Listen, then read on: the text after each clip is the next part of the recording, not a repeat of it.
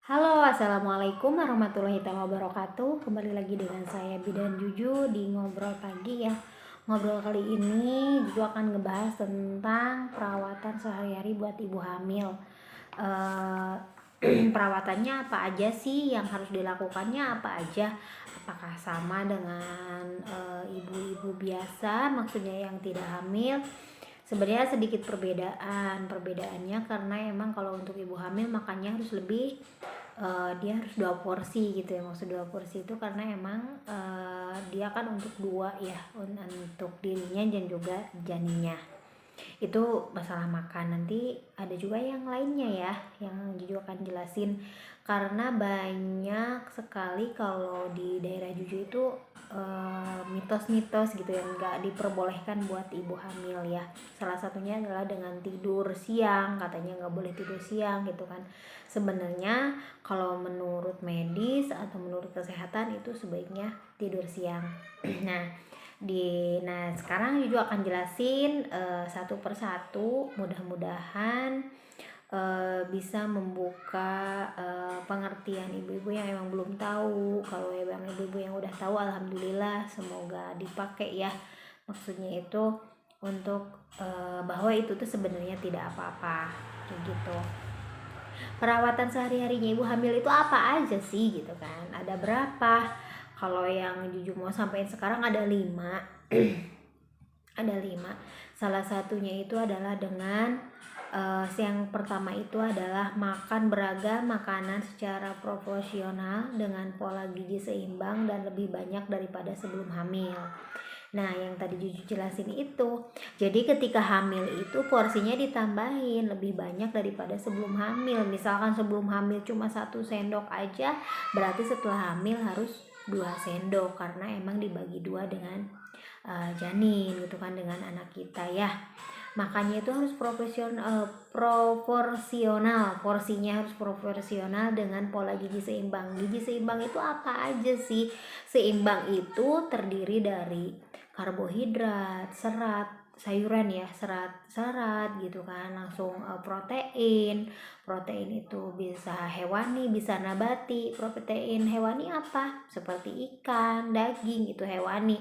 Protein nabati kacang-kacangan, kacang kedelai, seperti bisa dari tempe, dari tahu, itu protein nabati ya, langsung sayur-sayuran kayak gitu. Yang selanjutnya yaitu susu, boleh ditambahkan juga dengan ibu hamil dengan minum susu dengan berbagai merek, mangga silahkan merek apapun, saya tidak ituin ya, merek apapun mangga gitu kan. Yang selanjutnya yang kedua yaitu istirahat yang cukup. Nah, di istirahat yang cukup nih yang masih menjadi mitos di para ibu-ibu di kampung nih ya. Karena biasanya ibu hamil nggak boleh tidur siang katanya gitu ya. Nanti anaknya akan ada yang disebutnya di sini tuh kikilian, ya. Sebenarnya nggak masalah ya. Ternyata kalau menurut medis atau menurut kesehatan, istirahat untuk ibu hamil itu malam itu 6 sampai 7 jam diusahakan gitu kan. Diusahakan 6 sampai 7 jam, jangan sampai gadang. Langsung tidurnya kalau siang itu 1 sampai 2 jam gitu. Posisi tidurnya juga sebaiknya miring kiri. Kenapa Bu Bidan harus miring kiri? Karena miring kiri itu memperlancar asupan oksigen kepada bayi kita gitu kan. Karena emang kalau dia posisi terlentang itu ada disebutnya pena kapa ya, di belakang sini itu tuh ketekan. Jadi asupan oksigen untuk janin dari plasenta itu berkurang gitu. Pada daerah endemis malaria, gunakan kelambu ketika beristirahat ya. Karena emang kan ini mah yang endemis malaria ya. Bersama dengan suami lakukan rangsangan stimulasi pada janin dengan sering mengelus-ngelus perut ibu dan ajak janin bicara sejak usia kandungan 4 bulan. Nah, ketika usia kehamilan ibu udah 4 bulan, sebaiknya ayah itu sering mengelus perut ibu, ajak ngobrol dari bayinya dalam perut ya. Karena emang insya Allah udah lengkap ya, dari mulai telinga gitu kan, makanya dia udah mulai mendengar gitu, walaupun emang di perutnya. Makanya ketika ibunya sedih, anaknya bayinya pun ikut sedih di dalam. Makanya usahakan ibu hamil itu harus bahagia ya, harus bahagia. Siapa yang akan membahagiakan? Itu support sistemnya dari suaminya, dari keluarganya gitu kan, dari ibu mertua atau semuanya gitu kan. Support system itu yang bisa membuat ibu hamil itu bahagia gitu. Kalau ibu hamil bahagia, insya Allah pertumbuhan janin di dalam tubuh, di dalam perutnya, di dalam rahimnya pun akan sangat luar biasa sekali gitu kan. Karena emang support sistemnya juga sangat luar biasa.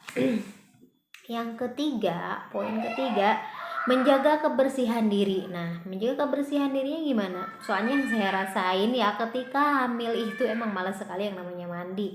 Ya malas gitu rasanya mandi. Tapi kalau sudah hamil, udah mulai besar biasanya akan ada keringat, itu udah mulai mandi itu udah mulai sering ya, karena emang kan gerah.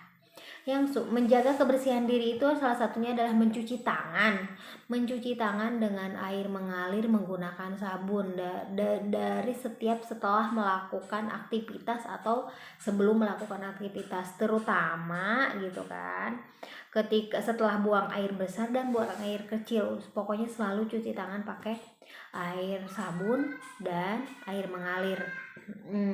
Ya, menyikat gigi secara benar dan teratur minimal setelah sarapan dan sebelum tidur. Jadi menyikat giginya secara teratur minimalnya 2 kali, berarti setelah sarapan pagi sama sebelum tidur. Pokoknya diusahain sebelum itu minimalnya.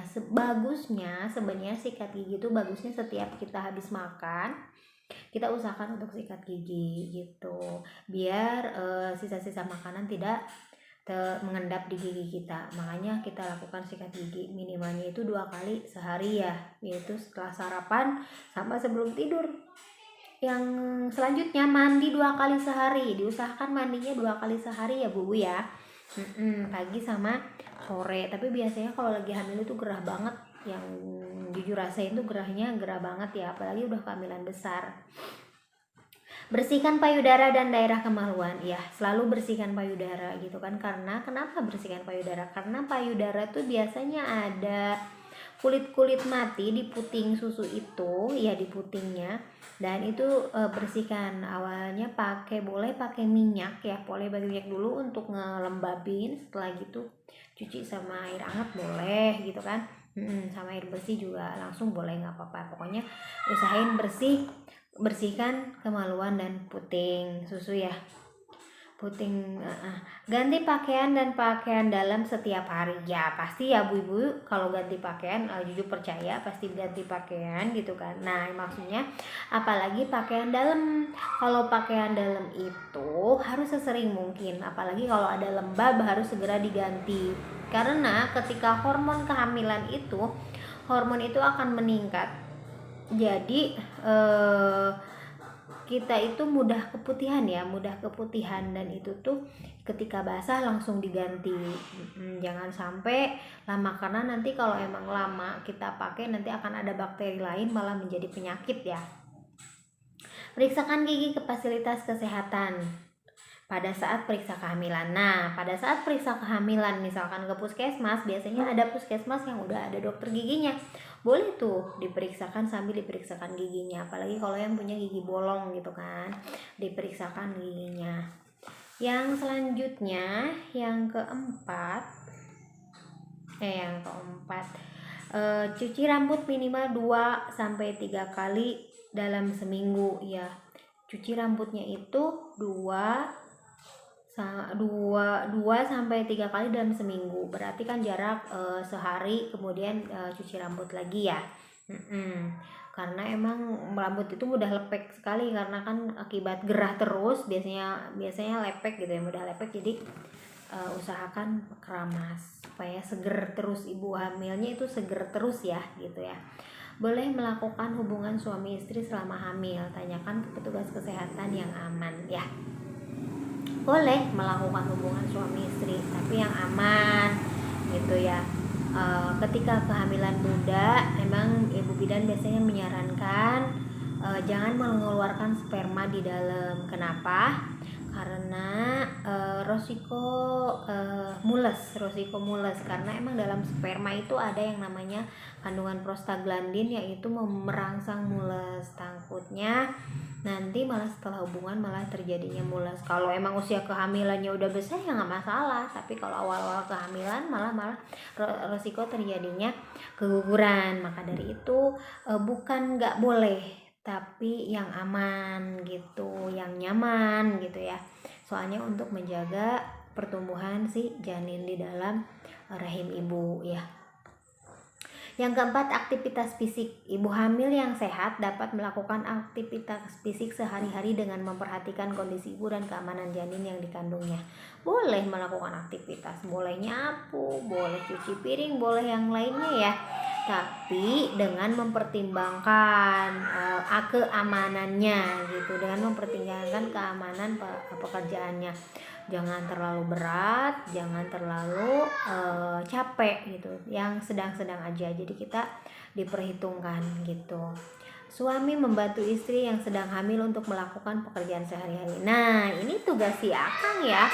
Jadi tidak ada loh sekarang itu persepsi bahwa si perempuan yang mengerjakan rumah itu harus perempuan. Tidak ada ya. Tidak ada ya bapak-bapak, berarti harus kita itu bergandengan. Mengurus rumah itu harus bergandengan. Misalkan ibu yang nyuci, si bapak yang menjemur, atau kebalikannya, bapak yang menyuci atau ibu yang menjemur. Gitu kan, itu adalah suatu kekompakan. Apalagi ketika si istrinya hamil, karena emang aktivitasnya bukan itu ya, dikurangin. Mungkin yang biasanya bisa ngangkat 5 kilo dikurangin jadi 2 kilo seperti itu ya. Jadi emang sekarang untuk pekerjaan sehari-hari dibantu sama suami. Ikuti senam ibu hamil sesuai dengan anjuran petugas kesehatan. Nah, biasanya ada senam ibu hamil gitu kan. Nanti biasanya senam ibu hamil itu ada beberapa klinik yang emang mengadakan senam ibu hamil. Mudah-mudahan nanti di PMB-nya Hilmi juga ada senam ibu hamil, dan ada birth ball, dan ada teknik-teknik lainnya untuk ibu hamil ya, untuk menunjang membantu penurunan kepala janinnya lebih cepat dan yang lainnya ya. Jadi itu yang saya sampaikan untuk perawatan ibu sehari-hari. Mudah-mudahan bermanfaat ya. Jika ada pertanyaan ataupun emang ada yang perlu dikomentarin, boleh ya komen di bawah ya. Bagi ibu hamil yang mampir ke channel ini, tolong pokoknya harus semangat, tetap jaga kesehatan, tetap kontrolkan kehamilan, tetap konsultasikan ke bidan. Jadikanlah bidan itu sebagai sahabat-sahabat ibu hamil ya. Jangan takut, jangan gak enak sama ibu bidan. Soalnya ibu bidan adalah tempatnya, tempat ibu-ibu curhat ya. Tempat ibu curhat kendala apa, dengan apa gitu, seperti itu ya. Jangan lupa juga subscribe ya. Terima kasih.